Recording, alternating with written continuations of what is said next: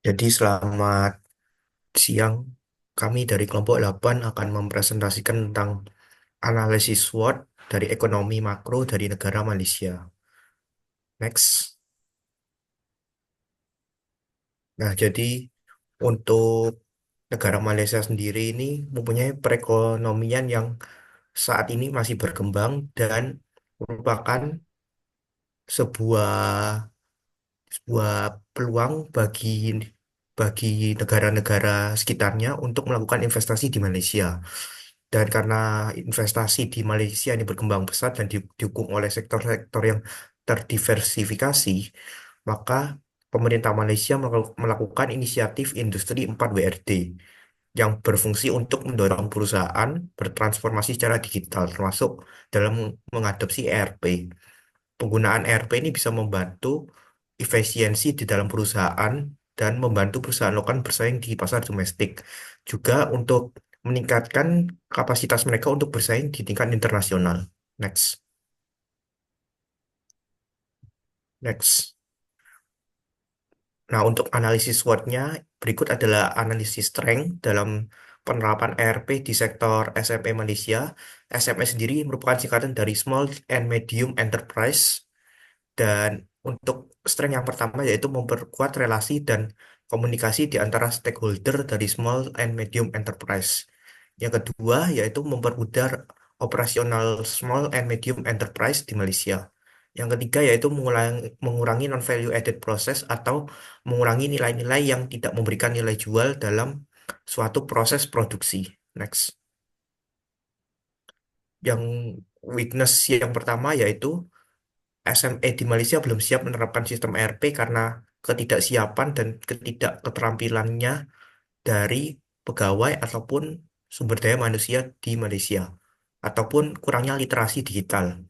Untuk weakness yang kedua yaitu kos untuk penerapan dan implementasi pada SME Malaysia cukup mahal.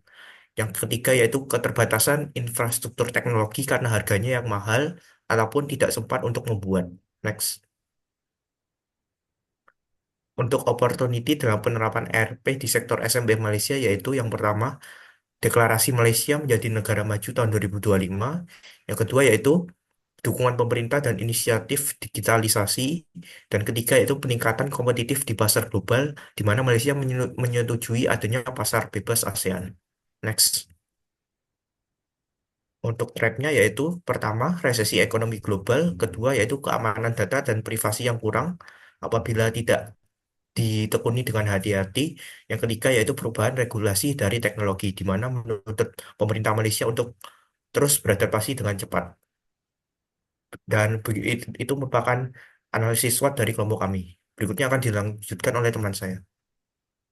Selanjutnya, hasil kuesioner dan pemberian rating oleh 5 karyawan.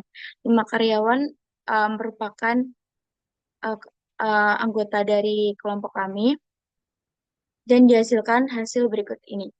Jadi di sini merupakan contoh kuesioner dari kekuatan. Untuk kuesioner ini kami menggunakan skala penilaian 1 hingga 4 untuk mengevaluasi setiap pernyataan terkait analisis SWOT. Skala tersebut memiliki arti 1 tidak penting sampai ke 4 tidak penting. Contohnya pernyataan di sini, perusahaan memiliki sumber daya manusia yang kompeten dan terlatih. Ada 3 karyawan yang memvoting di angka 3, lalu ada 2 karyawan memvoting di angka 4. Lalu ada questionnaire weakness, selanjutnya opportunity atau peluang, lalu questionnaire threatness. Nah, dari hasil kuesioner sebelumnya dihasilkan perhitungan bobot faktor internal dan eksternal. Perhitungan bobot ditentukan berdasarkan tingkat kepentingan atau penanganan mulai dari skala 0, tidak penting sampai 1, dan di mana bobot tersebut dijumlahkan tidak melebihi skor total 1. Contoh perhitungan pengolahan data kuesioner dan bobot untuk faktor internal. Faktor kekuatan pada nomor 1 didapat dari total jawaban 5 responden, yaitu 3, 3, 3, 2, 2, 2, 4 kali sama dengan 19. Dan untuk perhitungan bobot pada faktor kekuatan 1 didapat dari total jawaban 5 responden dibagi dengan total pengolahan data kuesioner. Contoh perhitungannya yaitu bobot 15 dibagi dengan 179 dan dibulatkan menjadi 0,10. Jadi ini Selanjutnya, perhitungan matriks Internal Strategic Factor Analysis Summary atau IFAS. Perhitungan bobot untuk faktor kekuatan didapat dari total jawaban 5 responden dibagi dengan total perhitungan data kuesioner IFAS dengan hasil bobot 19 dibagi 179 sama dengan 0,10. Lalu perhitungan rating untuk faktor peluang kekuatan didapat dari total jumlah jawaban 5 responden dibagi dengan jumlah responden. Perhitungan sebagai berikut, dibagi rating sama dengan 19 per 5 sama dengan 3, sekian. Lalu perhitungan skor untuk faktor kekuatan didapat dari perkalian bobot dan rating. Perhitungannya adalah bobot dikali rating sama dengan 0,10 dikali 3 sama dengan 0,3 sekian. Jadi didapatkan skor seperti ini. Oke, selanjutnya akan dijelaskan oleh rekan saya. Selanjutnya adalah diagram Cartesius. Dalam konteks analisis SWOT, dalam Cartesius digunakan untuk memvisualisasikan hasil penilaian terhadap kekuatan, kelemahan, peluang, dan ancaman.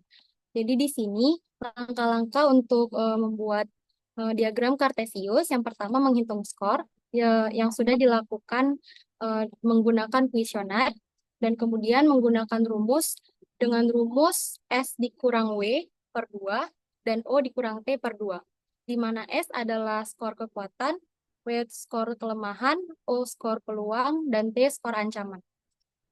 Nah, di sini telah didapatkan koordinat yang dihasilkan, yaitu 0,11 dan minus 0,04. Selanjutnya.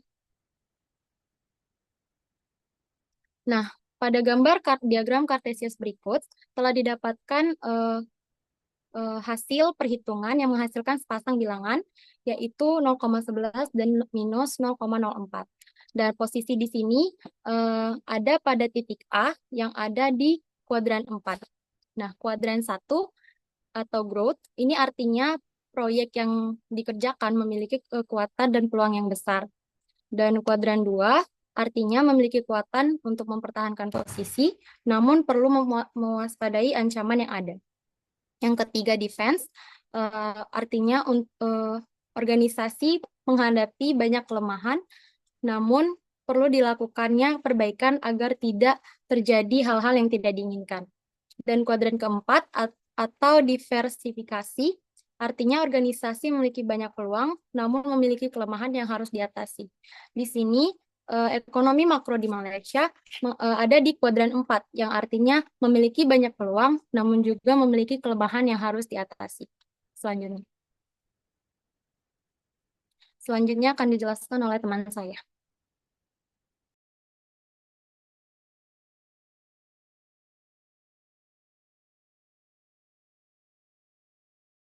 Mandi. Mandi aku. Wait, ya, wait.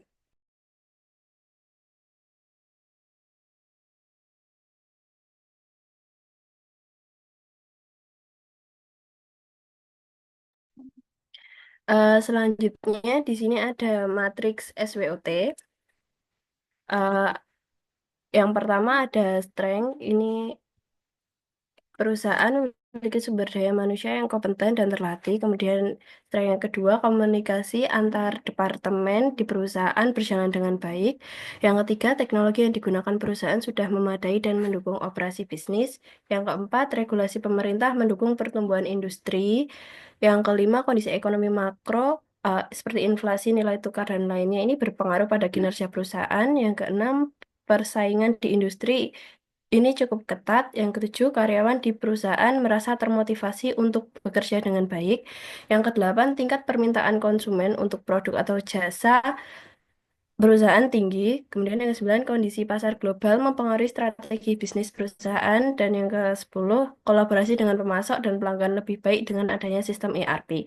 Kemudian untuk weakness-nya, yang pertama, sehubungan dengan deklarasi Malaysia menjadi negara maju tahun 2025, investor yang menanam modal di perusahaan akan semakin banyak. Yang kedua, dukungan pemerintah terhadap industri 4.0 membawa dorongan bagi perusahaan untuk mengadopsi sistem ERP. Yang ketiga, perkembangan teknologi internet dan cloud computing menjadi penunjang penerapan ERP pada SME Malaysia. Yang keempat, integrasi dengan pasar ASEAN dan global mendorong diperlukannya efisiensi perusahaan, salah satunya dengan penerapan ERP. Kemudian yang kelima, terbukanya akses ke berbagai penyedia layanan ERP seperti SAP, Oracle, dan Odoo menjadi peluang bagi penerapan ERP di Malaysia. Yang keenam, ERP memudahkan perusahaan untuk mematuhi berbagai regulasi internasional seperti standar ISO, regulasi lingkungan, dan ketentuan keamanan produk.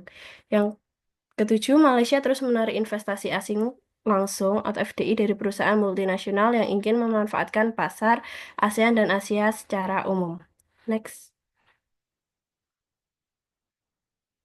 Uh, Kemudian ini weakness yang ke-8, sistem ERP. Weakness yang ke-8, sistem ERP mendukung perusahaan dalam menjaga transparansi finansial, mengelola inventaris secara efisien, serta menyediakan data akurat untuk audit dan pelaporan. Kemudian yang ke-9, implementasi ERP mendukung perusahaan di Malaysia dalam menyelaraskan operasi mereka dengan standar global dan memungkinkan integrasi yang lebih baik dengan mitra bisnis internasional. Yang ke-10, penerapan ERP di Malaysia mampu membawa dampak yang sustainable untuk Society 5.0 yang akan datang melalui transformasi digital berbasis manusia. Next. Di sini juga ada untuk peluang yang pertama ini sehubungan dengan deklarasi Malaysia menjadi negara maju tahun 2025, investor yang menanam modal di perusahaan akan semakin banyak. Yang kedua, dukungan pemerintah terhadap industri 4.0 membawa dorongan bagi perusahaan untuk mengadopsi sistem ERP. Yang ketiga, perkembangan teknologi internet dan cloud computing menjadi penunjang penerapan ERP pada SME Malaysia. Yang keempat, integrasi dengan pasar ASEAN dan global mendorong diperlukannya efisiensi perusahaan, salah satunya dengan penerapan ERP. Kemudian, langsung saja untuk penerapannya. Di sini, keterangan S102 ini untuk SO itu uh, berarti menganalisis mengenai bagaimana kekuatan internal bisa digunakan untuk memanfaatkan peluang eksternal. Di sini saya memanfaatkan kompetensi SDM untuk S1O2 ini memanfaatkan kompetensi SDM yang terlatih untuk mempercepat adopsi ERP sejalan dengan dukungan pemerintah terhadap industri 4.0. Kemudian untuk strength yang ketiga dan opportunity ketiga ini menggunakan teknologi yang memadai untuk mendukung penerapan ERP berbasis internet dan cloud computing di perusahaan SME. Dan untuk strength kedua dan opportunity ke-8 ini memaksimalkan komunikasi antara departemen yang baik untuk memastikan integrasi yang lancar dalam penerapan ERP guna menjaga transparansi finansial dan efisiensi inventaris. Kemudian untuk weakness yang pertama dan opportunity yang pertama untuk WO ini menganalisis mengenai bagaimana peluang eksternal bisa dimanfaatkan meskipun ada kelemahan internal.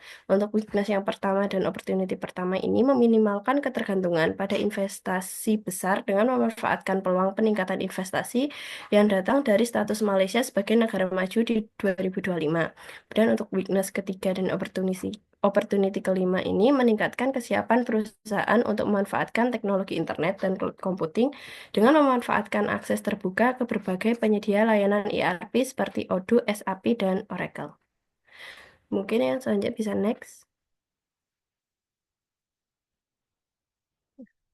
Di sini untuk ancamannya, yang pertama, penurunan investasi asing, yang kedua kenaikan suku bunga global, ketiga fluktuasi nilai tukar mata uang, yang keempat penurunan permintaan global, yang kelima pengurangan dukungan pemerintah inflasi tinggi, yang ketujuh gangguan rantai pasokan global, yang kedelapan kenaikan harga bahan baku internasional, yang kesembilan ketidakpastian pasar global, dan yang ke-10 pemutusan hubungan dagang internasional. Di sini untuk strength one dan ancaman kedua, ST ini mengenai bagaimana kekuatan dapat digunakan untuk mengurangi dampak ancaman eksternal. Untuk kekuatan pertama dan ancaman kedua ini menggunakan SDM yang kompeten dan terlatih untuk mengelola kenaikan suku bunga global dengan lebih efektif, misalnya dengan mengoptimalkan penggunaan sumber daya.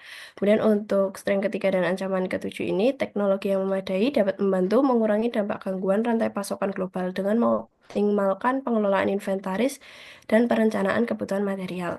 Kemudian untuk weakness 1 dan ancaman 1 WT ini fokus pada risiko terbesar yang mungkin muncul dari kelemahan internal dan ancaman eksternal. Untuk weakness pertama ini meminimalkan ketergantungan pada investasi besar untuk mengurangi dampak penurunan investasi asing. Kemudian untuk weakness yang keempat dan ancaman kelima, mengurangi dampak pengurangan dukungan pemerintah dengan meningkatkan efisiensi operasional melalui penerapan ERP di tengah tantangan global. Mungkin untuk yang selanjutnya akan dijelaskan oleh teman saya.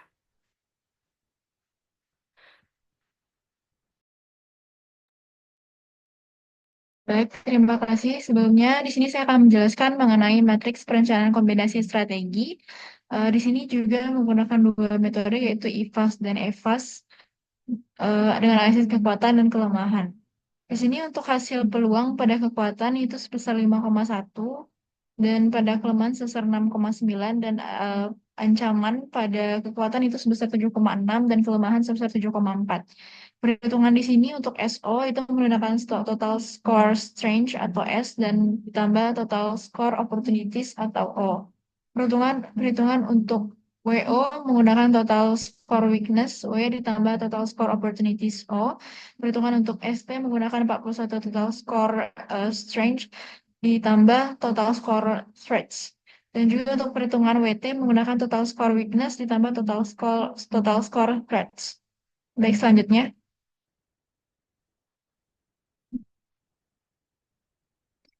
Untuk rekomendasi kebijakan sendiri, IRP memiliki potensi besar untuk memperkuat hubungan dan komunikasi antara SME dan pemasok, serta meningkatkan kolaborasi antar departemen internal perusahaan.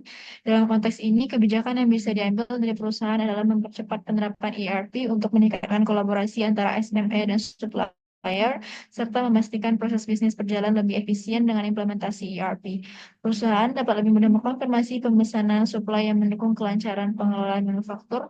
Hal ini sejalan dengan kekuatan internal perusahaan yang telah memiliki komunikasi antar departemen yang baik, serta kemampuan ERP untuk meningkatkan engagement dengan pemasok. ERP juga memastikan setiap proses bisnis berjalan lebih lancar karena alur informasi antar departemen dapat dimantau secara real-time dan mendukung pengambilan keputusan yang lebih akurat. Oleh karena itu, perusahaan harus memprioritaskan kebijakan implementasi ERP yang mendukung efisiensi komunikasi dan relasi dengan pihak eksternal seperti pemasok. Di sisi lain, perusahaan juga harus memprioritaskan kebijakan implementasi ERP yang mendukung efisiensi komunikasi dan relasi dengan pihak eksternal. Namun dengan ancaman resesi ekonomi global dapat mengurangi jumlah investasi yang masuk ke SME di Malaysia. Jika modal yang tersedia berkurang, perusahaan mungkin akan mengalami kesulitan dalam mengimplementasikan ERP. Untuk menghadapi ancaman ini, kebijakan yang disarankan adalah memprioritaskan penggunaan ERP pada bagian-bagian yang memberikan dampak paling signifikan terhadap efisiensi perusahaan, sehingga meskipun modal terbatas, perusahaan tetap dapat merasakan manfaat dari ERP. Baik, selanjutnya.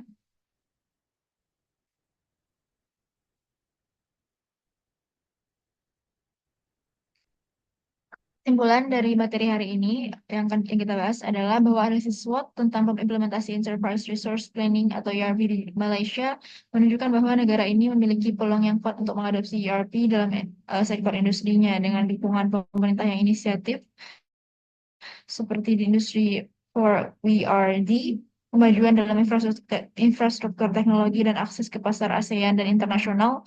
Perusahaan Malaysia memiliki landasan yang kuat untuk mengintegrasikan sistem ERP untuk meningkatkan efisiensi operasional dan keuntungan. Namun keterbatasan modal perusahaan, terutama UKM, menghambat adopsi ERP secara menyeluruh. Tantangan seperti bergantung pada ekspor komoditas, bergantung pada tenaga kerja asing, dan fluktuasi harga global membuat perusahaan harus bertindak lebih strategis saat menggunakan ERP. Untuk menghindari risiko tersebut, disarankan untuk memprioritaskan penggunaan ERP pada area yang paling berdampak pada efisiensi bisnis. Dengan demikian, perusahaan dapat memanfaatkan sumber daya yang terbatas secara efektif dan tetap menikmati manfaat integrasi ERP meskipun implementasinya dilakukan secara bertahap. Selanjutnya.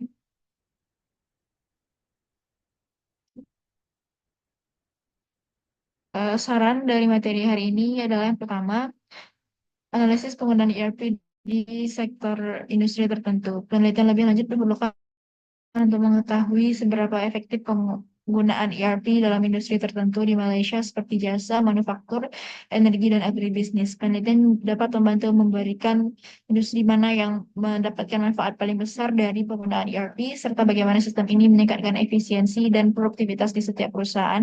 Yang kedua, dampak ERP pada UMKM atau usaha kecil dan menengah.